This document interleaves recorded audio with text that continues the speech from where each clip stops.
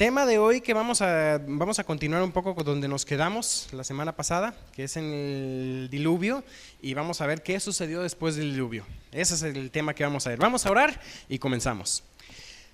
Mi Dios, agradecemos mucho, Señor, por ese tiempo que tú nos das hoy para poder abrir tu palabra, para poder estudiar tu palabra. Señor, te pedimos que tú dirijas este tiempo. Queremos, mi Dios, pedirte que tú seas quien nos hable y, Señor, que podamos tener cosas puntuales en nuestra vida, en nuestro corazón, Señor, para poder cambiar nuestra manera de pensar, renovar nuestra mente con tu palabra y también, Señor, sobre todo, y consecuencia de cambio de nuestra mente, cambiar nuestra manera de vivir más conforme a lo que tú eres. Damos gracias en nombre de Jesús. Amén. Génesis es el libro de los principios. Y saben una cosa, no podemos tener nosotros principios, o sea, hablamos de orígenes, pero no podemos tener nosotros esos principios si no tenemos bien claras las bases de nuestra fe. Y Génesis es el libro de las bases de la fe. De aquí vamos a sacar muchas de las grandes doctrinas. Se fundamentan desde los primeros versículos del libro de Génesis. De modo que, como les he dicho antes, si nosotros ponemos en duda los primeros capítulos del libro de Génesis, ponemos en duda toda la Biblia. Ponemos en duda, por ejemplo, si dudamos de Génesis 3, dudamos del pecado, dudamos de la redención, dudamos del primer Adán y dudaríamos también del postrer Adán. Si ponemos en duda los milagros de la creación, del diluvio, ¿dónde pararíamos? En la resurrección de Cristo. Y si Cristo no resucitó, ¿qué caso tiene nuestra fe? Entonces el Génesis presenta justamente lo que son las bases y los fundamentos de la fe. Justo nos habíamos quedado nosotros viendo el diluvio y habíamos dejado ahí a Noé recién saliendo del arca. Vimos, yo creo que fue muy interesante, ¿no?, ver las diferentes teorías en cuanto a lo que vemos nosotros como la formación de lo que hoy vemos en la geografía y la topografía de nuestro planeta, y cómo dentro de las diferentes teorías, la teoría del diluvio, y la manejamos como teoría, aunque podríamos como cristianos saber que es un hecho, tenemos que manejarla como teoría porque científicamente no se puede comprobar, como tampoco se puede comprobar ninguna de las demás teorías. De otra manera serían leyes y no son leyes, son teorías. La Pangea, el Oguanalanda, cuando estaban antes de la Pangea, todas esas de los continentes unidos son teorías, dado que no se pueden comprobar como tal. Llegamos a Génesis capítulo 9 y ahí cuando bajaba Noé del arca, él se encontró con un mundo completamente distinto al que conoció él antes. Recordemos, ¿se acuerdan ustedes? Creo que por aquí tengo alguna lámina donde manejábamos esas diferencias entre el diluvio antes, el mundo prediluviano y el mundo postdiluviano. Déjenme ver si encuentro la lámina. No, esa la tengo en otra, en una que manejamos del diluvio. Esa no la tengo en esta presentación, discúlpenme. Recordemos algunas, esas diferencias que había entre el prediluviano y el mundo postdiluviano. ¿Alguno recuerda algunas? ¿Qué pasaba antes del diluvio? ¿Qué no pasaba? Sí. No había lluvia. Bueno, el pecado es consecuencia. Hablemos de consecuencias del entorno natural. ¿Qué más diferencias tendríamos? El clima, estaremos hablando de un clima perfecto. Hablamos en un momento, ¿recuerdan esta imagen? De la teoría de la ¿cómo era? De la esfera que cubría, o sea, es una atmósfera mucho más densa, además de lo que es la teoría de las hidrocapas, que manejaba el planeta un clima mucho más perfecto. Esta imagen, por ejemplo, hablando ahí de la rotación de la Tierra, cómo la Tierra se encuentra dentro de la zona habitable. Hoy en día la órbita es elíptica, por lo cual presenta muchas diferencias en los climas durante el año. En aquel tiempo posiblemente la órbita no sería tan elíptica y la inclinación de la Tierra sería muy probablemente no tendría esos grados de inclinación que presenta la Tierra sobre su eje, entonces los ambientes o el clima de la Tierra sería mucho más estable. Vemos también las consecuencias. ¿Qué pasaba antes del diluvio con la gente? Vivían mucho más. Estamos hablando de que la expectativa de vida anteriormente del diluvio, ¿recuerdan ustedes cuál era? Esa sí tengo la lámina por aquí, déjenme ver si la encuentro y la tengo a la mano. Aquí tengo una quizás parecida. Ahí tenemos el diluvio. Esta zona de aquí que vemos en la primera parte, toda la alta, vemos cómo el promedio de vida oscilaba encima de los 900 años. Pero después del diluvio, ¿qué pasó? Ni bien vino el diluvio, Noé vivió 950, pero el siguiente Sem, vemos a Eber y algunos otros personajes como bajó drásticamente. Aún Abraham con sus 175 años, él decía: viví pocos y malos mis años. Entonces él consideraba que su vida había sido corta, y uno dice 172 años y fue corta, tenía con quién compararse. Entonces vemos cómo la raza humana fue afectada en la edad, pero también creemos que eso afectaba no nada más a la raza humana, sino también plantas y animales que vivirían cientos o miles de años. Hoy las plantas y animales vivirían mucho menos. Si bien hoy tenemos árboles que viven miles de años, por cierto, el árbol, uno de los árboles más antiguos reconocidos, por ejemplo, esos gigantes de Estados Unidos, llegan a vivir, algunos de ellos tienen 4,000 años. Y podrán vivir muchos años más, porque no tienen enemigos naturales, no hay nada que los haga morir. Y las células de la planta pueden infinitamente reproducirse sin que tengan un límite de vida. Y algunos se preguntará por qué no hay de esas plantas con más de 4,000 años. Y podríamos pensar nosotros el por qué. Pues porque las primeras nacieron después del diluvio. Las plantas mueren más pronto, los animales mueren más pronto. Evidentemente los cambios climáticos afectan. Empezó a haber una corrupción, acá no hablamos de corrupción moral, sino una corrupción a nivel de descomposición de las células mucho más rápida, lo cual afecta al clima completamente.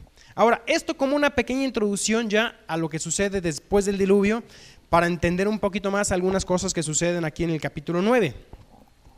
Vamos, acompáñenme por favor a Génesis capítulo 9, donde nos quedamos con Noé, habiendo salido recién del arca. Él y su familia reciben aquí Dios hace un pacto con ellos. Este pacto inicia en este momento una nueva dispensación. Una nueva dispensación significa una manera de Dios tratar con el ser humano. Es una administración que comenzó en este momento, que es la dispensación o la administración de Dios con el hombre, llamada gobierno humano. Y esto se rige por algunas cosas que vemos en el pacto con Noé, lo cual, para evitar la corrupción que había habido, en este caso moral, antes del diluvio, Dios entrega al hombre, al ser humano, un derecho que solo a Dios le correspondería. Solo Dios puede dar vida y solo Dios tiene el derecho de quitarla. Pero Dios le entrega al hombre la posibilidad de ejercer lo que es la pena de muerte. Hablábamos en el estudio anterior en cuanto a la pena de muerte, qué posición podría tener yo y demás, y como cristianos también entendemos el hecho de la pena de muerte como algo que sí, Dios le otorga al hombre esa posibilidad, pero finalmente son los gobiernos los que se encargan de mantener la paz ejerciendo autoridad. Ya en el Nuevo Testamento también, cuando habla de teme a la autoridad, dice en Romanos, porque no en vano lleva espada, porque es castigador, es vengador de Dios para castigar al que hace lo malo. ¿La espada para qué sirve? ¿Para darle varazos a los que se portan mal? No, es un arma que mata. Y le dice ahí teme, porque esa espada es para castigar al malo. Entonces, desde que un policía anda en la calle con pistola, es algo que Dios transmitió esa autoridad de poder mantener la paz, aún a pesar de causar la muerte del delincuente. O sea, ese sería como último, ¿sí? Inicia el gobierno humano, dice versículo 6, el que derrame sangre de hombre, por el hombre su sangre será derramada, porque a imagen de Dios es hecho el hombre. Versículo, leímos los versículos, el estudio pasado, versículos 8 hasta el versículo 17, cuando Dios establece ese pacto y firma su pacto con el arco iris. Y dice el versículo 17, dijo pues Dios a Noé, esta es la señal del pacto que he establecido entre mí y toda carne que está sobre la tierra. Terminamos ahí y ahora vamos a tocar un par de puntos que quizás no son muy mencionados en predicaciones, en estudios, pero que no quiero dejar pasar ninguno. Hay ciertos capítulos del Génesis que a veces que dan ganas uno de saltárselos. ¿Por qué están ahí? Este es uno de ellos, este pasaje que vamos a ver aquí. Y yo lo he escuchado principalmente como mencionar el pecado de Noé. Voy a leer Génesis 9:18. Y los hijos de Noé que salieron del arca fueron Sem, Cam y Jafet. Y Cam es el padre de Canaán. Estos tres son los hijos de Noé, y de ellos fue llena toda la tierra. Después comenzó Noé a labrar la tierra y plantó una viña. Antes de entrar aquí en este punto, mencionemos aquí los tres hijos de Noé. Esta lámina tenemos aquí a los tres. Noé, quien tuvo a Jafet, Sem, Cam y Jafet, y ahí aparecen sus hijos. De estos, dice la Biblia, fue llena toda la tierra. Hoy en día, las diferentes teorías también que presentan origen de razas y origen de lenguas, las dos coinciden con esto. Si nosotros estudiamos un poquito quiénes son los jafitas, camitas y semitas, cuando entremos ya en el capítulo 10, el capítulo 10 es otro de esos capítulos que a lo mejor cuando la gente está leyendo dan ganas de saltárselo porque parecen puras genealogías. Pero lo interesante del capítulo 10 es que adquiere mucha importancia profética. Nosotros vamos a estudiar más adelante, quizás ahí cuando vemos los profetas mayores, cuando vemos Daniel, cuando vemos Isaías, Jeremías, cuando vemos el Apocalipsis, muchos de estos nombres que están aquí. Y se refiere a estos nombres refiriéndose a naciones. No sé si no me está funcionando una función que tengo acá, pero bueno, que tenía el láser aquí para funcionar, pero no sirve.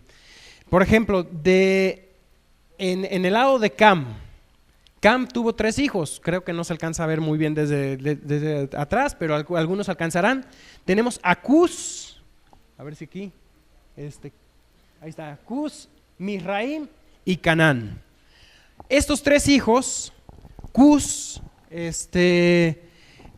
engendró a Nimrod. Vamos a ver un poquito en cuanto a Nimrod enseguida. Tenemos también a Misraim. Misraim, ¿quién es Misraim? En algunos pasajes más adelante se refiere a Egipto y se le llama a Egipto Misraim. Entonces, los descendientes de Cam, esencialmente ellos poblaron lo que sería el África y lo que sería también la zona de la media luna fértil hasta lo que son los cananitas. Los cananitas, ¿recuerdan ustedes dónde estaban cuando Israel llegó a conquistar la tierra prometida? Ellos eran los dueños de esa tierra. Por otro lado tenemos a los semitas y tenemos a los jafitas. En la siguiente lámina creo que vamos a ver un poco mejor la distribución de la tierra. Algunos de estos, por ejemplo, aparecen nombres. Acá está Gomer, es uno de los descendientes, en este caso es más, aquí están, mire, los descendientes de Jafet están en cuadro, los descendientes de Fut están en círculo y los descendientes de Sem están en rombo. Entonces, los semitas, si nosotros vemos, ocupan esta parte de aquí, ocupan esta parte de aquí, y se extienden. Por otro lado, los jafitas ocupan Turquía. Esto esencialmente son las naciones según Génesis 10. En Génesis 10 se especifica dónde estuvieron. Misraim se va para allá, los camitas son estos de aquí. Entonces de estos fue llena toda la tierra. Y de ahí, esta siguiente lámina, estaríamos hablando de cosas que ocurrieron. Gracias, con esa me sirve mejor. De lo que ocurre, esta lámina es las... No, sí está para allá, pero no, como que está muy baja la pila ya.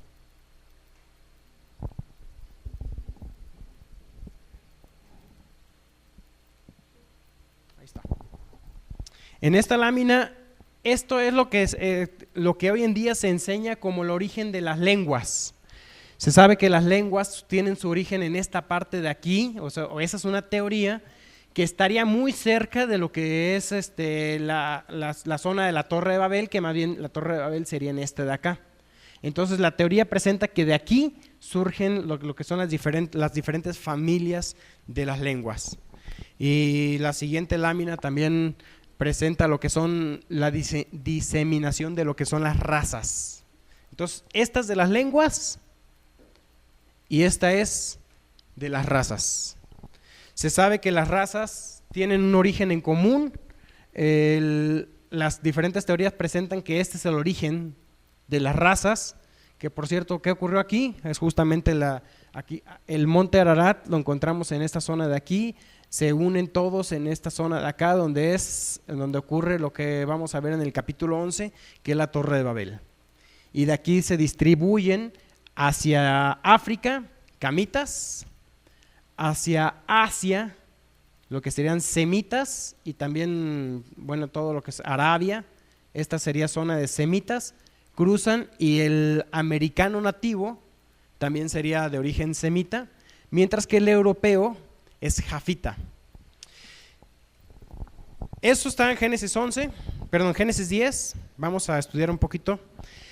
Pero notemos alguna cosa, ¿qué significan los nombres? Sem, Cam y Jafet. Dice,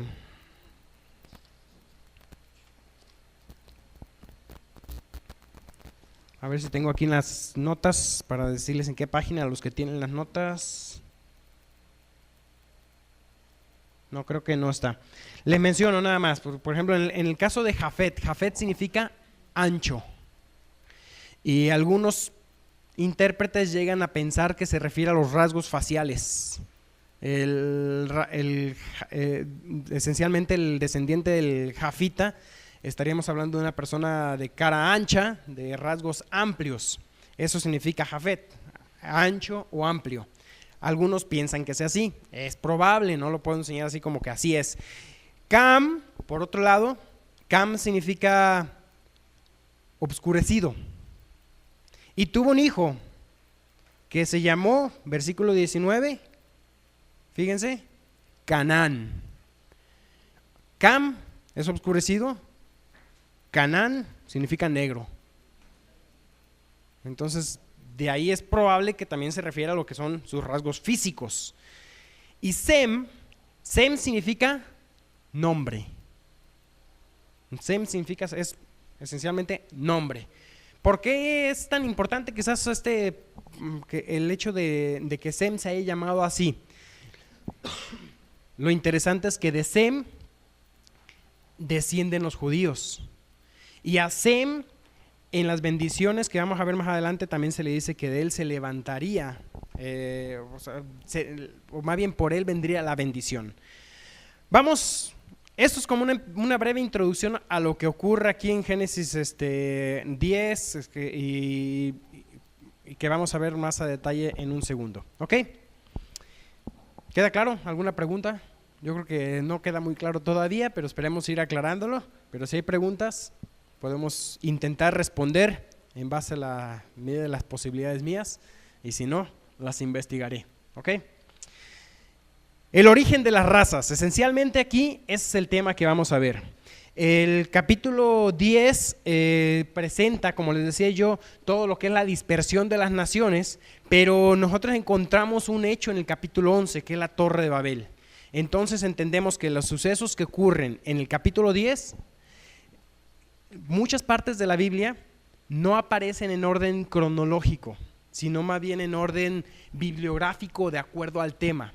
De modo que el capítulo 10 plantea genealogías. Vamos a avanzar un poco y enseguida regresamos, aunque me lo voy a saltar, pero enseguida vamos a regresar ahí con el tema de Noé, ¿sí? Para estudiar eso. Dice capítulo 10, estas son las generaciones de Noé. Dice Sem, Cam y Jafet, a quienes le nacieron hijos después del diluvio. Y comienza aquí lo que es la división de las razas. Voy a poner de nuevo la lámina que les puse al principio de los descendientes, porque hay algunas cosas que tomar en cuenta aquí. Dice, por ejemplo, algunos datos que yo le mencionaba, como el hecho de que esto ocurre después del capítulo 11. Dice versículo 5, de estos, o sea, los hijos de ellos, se poblaron las costas, cada cual, ¿según qué? Según su lengua. Pero en ese momento, ¿cuántas lenguas había? Capítulo 11, versículo 1. Tenía entonces toda la tierra una sola lengua y unas mismas palabras. Entonces, después de Génesis 11, ocurre toda la dispersión que cuenta Génesis capítulo 10. Y seguimos aquí viendo algunas cosas. Cam, que significa negro, tiene unos hijos, versículo 6. Cus, ¿saben que cometí un error yo aquí que estoy viendo en mis notas? No es Canaán el que significa negro, es Cus. Ese es error mío, perdón. Cam significa oscurecido, tiene un hijo que se llama Cus. Cus, sí significa negro. Misraim, que es Egipto. Fut y Canaán. Canaán es la zona que ocuparía Israel más adelante. Tiene versículo 8, me voy a brincar un poco. Cus engendró a Nimrod. Nimrod fue el que llegó a ser el primer poderoso de la tierra. Voy a explicar algo en cuanto a esto también, que la había preparado y no la veía ahora. Después de, aquí tenemos a los tres hijos, Cam, Sem y Jafet. De estos tres se pobló toda la tierra, una misma lengua. Aquí tenemos a los diferentes hijos. Inicia lo que es la dispensación del gobierno humano después del diluvio. Es una misma lengua hasta que llegamos a la Torre de Babel. Una vez que ocurre la confusión de lenguas en la Torre de Babel, se dividen. Hoy en día se sabe, si ustedes buscan un diccionario común y corriente, qué significa Cam o camita. Un camita se reconoce como aquellos que poblaron África y Arabia. El semítico es Asiria y lo que sería también Asia. El jafítico es Asia Menor, que sería hoy en día Turquía, y lo que es Europa.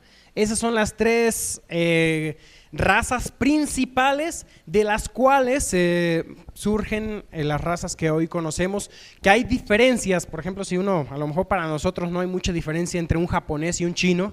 No sé si les ha pasado que vean, ¿y qué será japonés o chino? Y no las nota las diferencias, pero sí hay diferencias marcadas entre el taiwanés, el japonés, el chino, y el indio americano también es muy parecido a ellos. Incluso si algunos ven las cabezas toltecas, tienen ciertos rasgos que aún parecen ser más bien como que falla el sacar. Rasgos que parecen ser más bien como africanos, entonces las razas fueron a través del tiempo también formándose hasta que como las conocemos hoy en día. Por cierto, me parece interesante también uno de los videos que tenemos ahí, que se llama El origen de las razas. Y hay un planteamiento que yo les había mencionado. ¿Cuántas razas hay hoy en día? Y se enseña algo interesante. Bíblicamente podríamos decir que raza humana es una. Hay una raza. Lo que tenemos diferentes son lo que son colores de piel, diferentes tonos de piel, pero realmente como raza somos una sola raza. Pero tenemos esos tres orígenes y el parecido físico también, pues parte desde ahí. Llegamos y analicemos donde nos hemos quedado. Dice versículo 8, estamos en Génesis 10:8. Cus engendró a Nimrod, quien llegó a ser el primer poderoso en la tierra. Este fue vigoroso cazador delante de Jehová, por lo cual se dice, así como Nimrod, vigoroso cazador delante de Jehová. Y fue el comienzo de su reino, Babel, Erec, Acar, Calne en la tierra de Sinar, y dice de esta tierra salió para Siria y edificó Nínive, y habla de una serie de ciudades que las podríamos ubicar nosotros en lo que hoy en día es Babilonia. Comenzó la dispensación del gobierno humano. ¿Cuál es el primer imperio que vemos que aparece? Babilonia. En este caso es Babilonia, es el primer imperio. Después de Babilonia viene una sucesión de imperios que los vamos a ver los que estudiaron ahí con nosotros el libro de Daniel y el imperio mesiánico, el reino mesiánico. Recordemos nosotros los grandes imperios de la tierra. ¿Cuáles son? En primer lugar fue la cabeza. ¿La cabeza representa a quién? Babilonia. Después tenemos los hombros. ¿Quién vino? Persas aliados con los medos, el imperio medo-persa. Luego tenemos las piernas, o el muslo más bien, el muslo, esta parte de aquí de la estatua. ¿A quién representa? Al imperio griego. Y finalmente las piernas. ¿Quiénes son las piernas? Roma. Esos son los 4 grandes imperios de la humanidad. Hubo otros imperios después. Podríamos hablar de diferentes imperios, por ejemplo, el imperio un imperio en China, podríamos hablar de Rusia, podríamos hablar de aztecas, pero ninguno de esos imperios fue un gobierno global. ¿Quiénes tuvieron un gobierno global? Solamente esos 4. Es decir, que la gran cantidad de los seres humanos que existían en el mundo en ese tiempo estuvieron bajo alguno de esos imperios. Es decir, que no había competencia para ellos. Gobernaban el mundo conocido entonces. Por lo cual entendemos nosotros cómo esa estatua termina con los pies. ¿Y los pies quién son? Sigue siendo Roma. Pero actualmente los pies son destruidos ¿por quién? Por una piedra cortada, no por mano. Estoy citando cosas del libro de Daniel. Jesús, cuando citó cosas del libro de Daniel, dijo así: el que lee entienda. Entonces el que haya leído me entiende. Si no me entienden mucho, lean Daniel, por favor. No quiero confundirlo mucho, pero la estatua es destruida por una roca, y esa roca representa el imperio de Cristo. De modo que el imperio romano es destruido cuando se establece el imperio de Cristo. ¿Pero qué acaso el imperio romano no fue destruido ya? ¿Cuándo fue destruido el imperio romano? El imperio romano realmente sigue activo hoy en día. Fue transformado, migró o mutó, podríamos hablar así. Había un imperio político, un imperio con un rey, con un ejército, pero ese imperio mutó. Hoy en día Roma se le conoce también como lo que sería en la Biblia. En el Apocalipsis aparece nuevamente Roma, una ciudad asentada sobre 7 montes. Es sabido que Roma está asentada sobre 7 montes, y Roma continúa ese imperio. Ya sin meterme mucho más a ello, regresemos al origen de los imperios. 4 imperios. ¿Cuál es el primero? Babilonia. ¿Quién fundó el primer imperio? Nimrod. Aquí estamos. Dice en el versículo 8 que Cus engendró a Nimrod, quien llegó a ser el primer poderoso en la tierra. Si bien Babilonia como tal tardó años en conquistar el mundo, pero comenzó desde entonces. Babilonia comenzó desde entonces. ¿Quién es Nimrod? Nimrod es un hombre, un personaje prominente no nada más en la Biblia, sino en la historia. En la historia, Nimrod tuvo una esposa. Su esposa se llamaba Semiramis. Y Nimrod logró formar, según los relatos históricos no bíblicos, Nimrod llegó a formar un imperio basado en lo que es el paganismo, basado en astrología, basado en idolatría. Desde entonces, Babilonia llegó a ser sinónimo de confusión religiosa. La gran ramera. Estoy hablando de cosas que para más datos pueden leer algunos libros. Uno sería un libro que se llama Eventos del Porvenir de Pentecost. Podrían leer aquí en el apunte, tienen ustedes una nota. Se las voy a deber ahorita, se las busco y se las doy. En el libro de Eventos del Porvenir habla de ellos. En cuanto a las consecuencias escatológicas, el libro de Babilonia, Misterio Religioso, es otro libro que les puede servir también para entender todo esto que vamos a entrar ahora. Resulta ser que Nimrod, después de su muerte, parece ser que Semiramis era mucho más joven que Nimrod,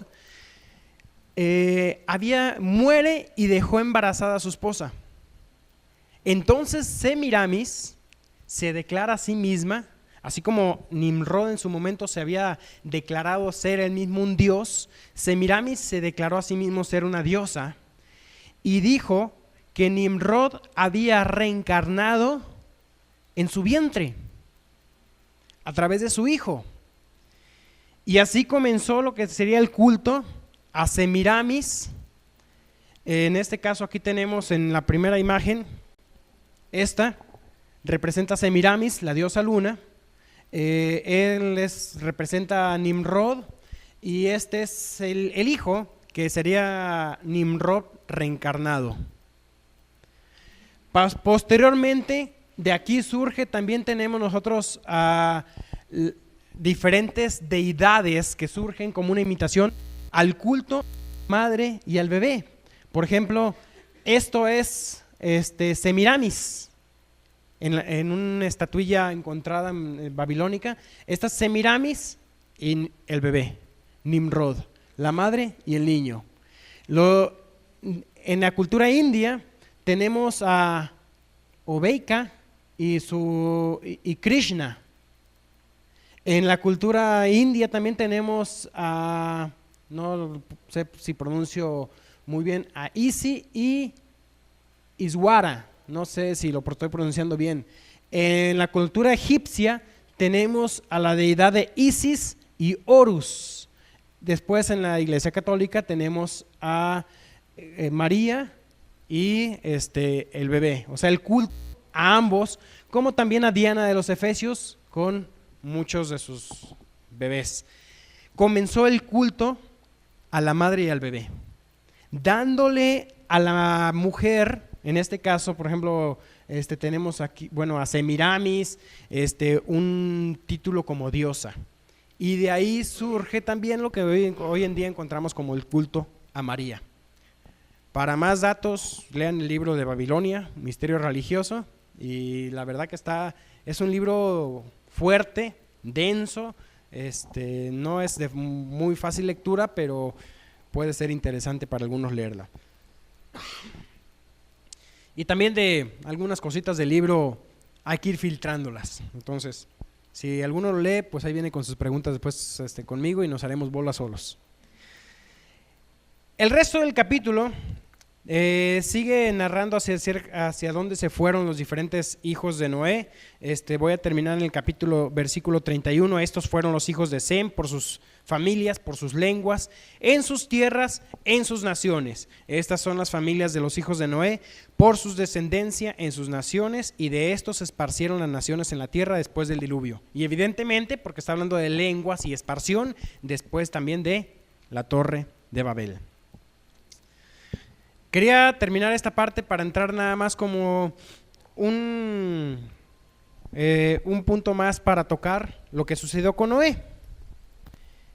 Regresemos al capítulo 9. Dice versículo 20: después comenzó Noé a labrar la tierra. Algunos pensarían, o sea, no es que antes no se labrara la tierra, pero ahora bajo las condiciones climáticas nuevas había que hacerla producir. Anteriormente, antes del diluvio, el mundo era un Edén, y si bien la maldición de la caída afectó la tierra de forma inmediata, las consecuencias más importantes se vieron después del diluvio. Y comenzó Noé a labrar la tierra, plantó una viña y bebió del vino y se embriagó, y estaba descubierto en medio de su tienda. Hay algunas cosas interesantes que podemos nosotros ver en la Biblia. Una de ellas es que los grandes héroes de la Biblia no se oculta también sus errores. Se muestran sus errores, se muestra cuál es su condición, pero yo creo que en este caso una teoría mía es que yo creo que no es que Noé se haya embriagado como tal,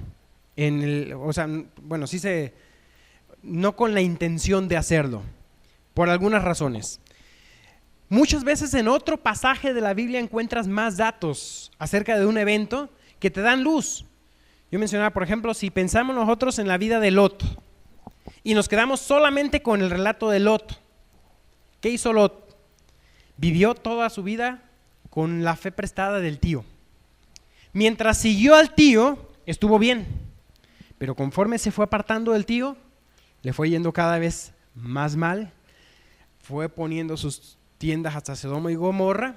Luego lo encontramos viviendo ahí en Sodoma o en Gomorra. Ya está ahí en la ciudad, y cuando estuvo ahí pudo haber compartido y ganado a alguien para Dios, pero vemos que finalmente a los únicos que pudo rescatar, ¿a quiénes fueron? Ni a su esposa, porque miró hacia atrás, solo a sus hijas. Ni a sus yernos pudo rescatar, solo a sus hijas.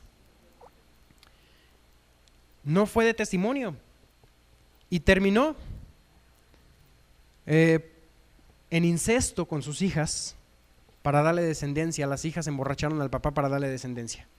¿Qué pensaríamos de Lot? Lo peor. Si no fuera porque un salmo habla de Lot como un justo, y en el Nuevo Testamento también habla de aquel justo Lot abrumado por la nefasta conducta de los malvados. Podríamos poner un paralelo como un cristiano que, siendo cristiano, no quiere vivir como cristiano, se envuelve en las cosas del mundo y a lo mejor no le gusta lo que hacen, pero ahí está. Ahora vamos con el caso de Noé. ¿Qué otro pasaje habla de Noé? Hay muchos pasajes, pero ninguno menciona este hecho como un pecado de Noé. ¿Qué pudo haber pasado entonces? Una teoría, posibilidad también que yo veo, es que consideremos los cambios climáticos que habían ocurrido, que posiblemente causaba que las uvas anteriores al diluvio, recordemos que Noé había vivido 600 años antes del diluvio, las uvas no habrían sido algo nuevo para él. Él plantó la viña, saca el jugo de la uva, probablemente la fermentación no era algo que él conociera. o los efectos de la fermentación. Así que es probable que el primer borracho de la Biblia lo haya sido por accidente. No se vuelve a mencionar nada en cuanto a... Gracias. No se vuelve a mencionar nada en cuanto a Noé de una manera mala. Solamente se le menciona como un héroe de la fe. Así es, entonces, llegando aquí a Noé, dice que se embriagó y estaba descubierto en medio de su tienda. Dice que Cam, versículo 22, padre de Canaán, vio la desnudez de su padre y lo dijo a sus 2 hermanos que estaban afuera. Entonces Sem y Jafet tomaron la ropa, la pusieron sobre sus propios hombros y andando hacia atrás cubrieron la desnudez de su padre, teniendo vueltos sus rostros, y así no vieron la desnudez de su padre. Algunos sugieren también aquí que lo que dice de Cam, que vio la desnudez de su padre, y cuando dice lo dijo a sus 2 hermanos, parece ser que la manera de decírselo tenía una intención de burla. O sea, vino a contarles. En cambio, la actitud de los otros 2 hijos, ¿cuál fue? Cubrirlo. Dice, más adelante encontramos, ¿no?, cómo el amor cubrirá multitud de pecados. El hecho de cubrir, encontramos aquí algo bien importante. Nosotros nos damos cuenta cómo los Cam, quien salió a contar, tuvo una actitud diferente a Sem y Jafet. Sem y Jafet quisieron cubrir.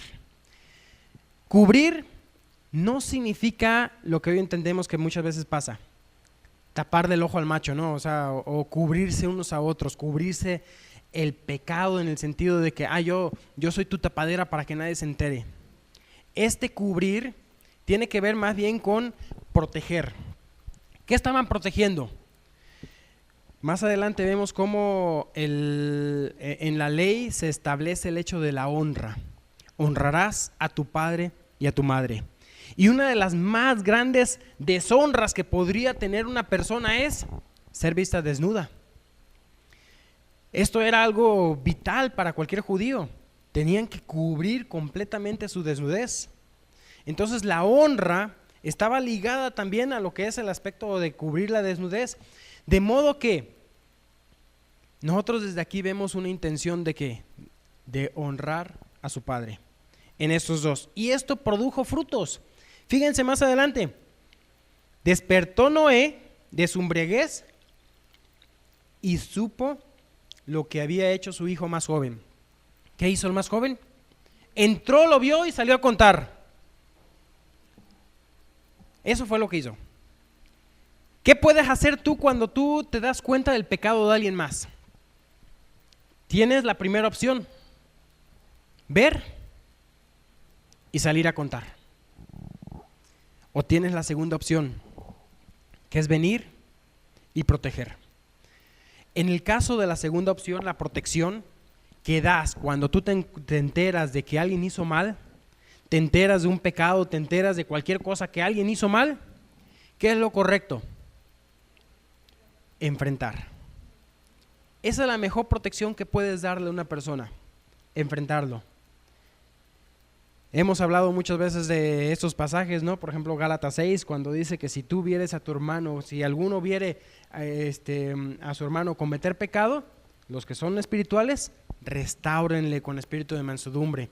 Ya estudiamos también Mateo 18, cuando hablaba de ese caso: si tu hermano peca contra ti, ve tú, gana a tu hermano. ¿Y cómo ganarás a tu hermano? Si te oyere. En la intimidad de la familia, si alguien nos damos cuenta de lo peor de los demás, somos nosotros como familia. Y podemos sencillamente pretender ser una buena familia ante los demás cuando no lo somos. No es eso lo que estamos hablando aquí. No se trata de pretender, se trata de ser familia. Y en el ser familia vamos a enfrentar al que hizo lo incorrecto. En el ser familia no nos vamos a quedar callados, no nos vamos a sencillamente agachar la cabeza y hacernos como que no vimos.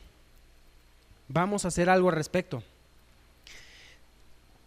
Sem y Jafet, ante el chisme de su hermano, pudieron decir: no entramos, nos quedamos acá, no vemos. Pero hicieron algo.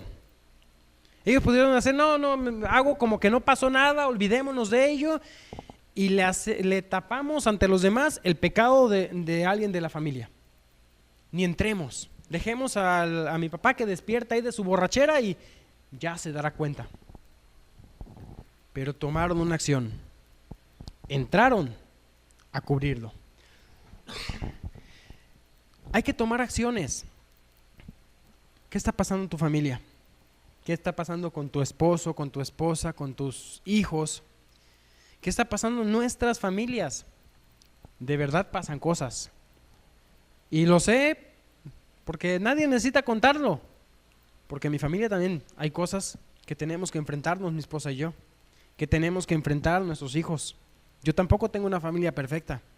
Nos necesitamos unos a otros como familia. Responsabilidad del varón, cuidar de su esposa. Responsabilidad de su esposa, también cuidar de su esposo, de ambos, de cuidar a los hijos.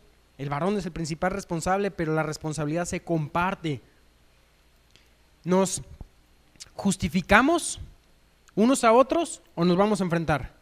Porque a fin de cuentas podemos justificarnos diciendo: él también hizo esto, él también hizo aquello. Fíjate lo que sucede más adelante. Despertó Noé, supo lo que había hecho su hijo más joven, versículo 24, y hubo una consecuencia. Y dijo: maldito sea Canaán, siervo de siervos será de sus hermanos. La historia confirma más adelante lo que ocurre. Algunos han justificado, incluso algunos cristianos del siglo XVIII, XIX, justificaron la esclavitud de la raza negra con este versículo, pero recordemos un par de cosas. En primer lugar, Canaán no es el papá de los negros, como incluso yo cometí el error de decir que Canaán era negro. No fue él, fue Cus, que encontramos más adelante, de quien desciende la raza negra. Pero viene una consecuencia sobre Canaán. ¿Por qué se vio involucrado Canaán en la maldición? Recordemos que estamos hablando acá de familias. ¿Quién fue el que entró y vio? Cam. ¿Quién lleva la maldición? Canaán, el hijo de Cam. ¿De qué manera se vio involucrado? No lo cuenta la historia. Posiblemente él también estuvo involucrado en hacer burla de su abuelo. Es posible, no dice nada, pero lo cierto es que él lleva una maldición. Y por otro lado, versículos 26, los otros dos hijos son bendecidos. Bendito por Jehová mi Dios sea Sem. ¿De quién vienen los semitas? El pueblo judío. Y de ahí viene el Mesías. Y sea Canaán su siervo. Los cananeos finalmente fueron siervos de los judíos. Versículo 27. Engrandezca Dios a Jafet. Hoy en día lo vemos en la historia de alguna manera que se ha cumplido. ¿Quién es Jafet? Europa. En cuanto a poderío militar, en cuanto a poderío económico, ¿dónde está el poderío económico? En los jafitas. Aún los norteamericanos, descendientes de ingleses, serían parte de esta bendición que vemos aquí. Engrandezca Dios a Jafet y habite en las tiendas de Sem. Las tiendas posiblemente se refiera espiritualmente hablando. Sem trajo la bendición, en tus simientes serán benditas todas las familias de la tierra. ¿Y quiénes fueron bendecidos con esta bendición? Todas las demás familias, y en este caso también Jafet. Y vivió Noé después del diluvio 350 años, y fueron todos los días de Noé 950 años, y murió. Una enseñanza que quisiera yo dejar, este capítulo o esta lección de hoy, como lo decía yo, a lo mejor es un poco más densa, es más de trámite por los capítulos, no son tan sencillos, tan relatos de historia de algún personaje y que podemos sacar cosas bonitas y disfrutables. Quizás no es así. Hay partes de la Biblia que son un poco más densas, pero son importantes. Este capítulo, esto es el fin del 9 y el capítulo 10 que vimos hoy, son importantes.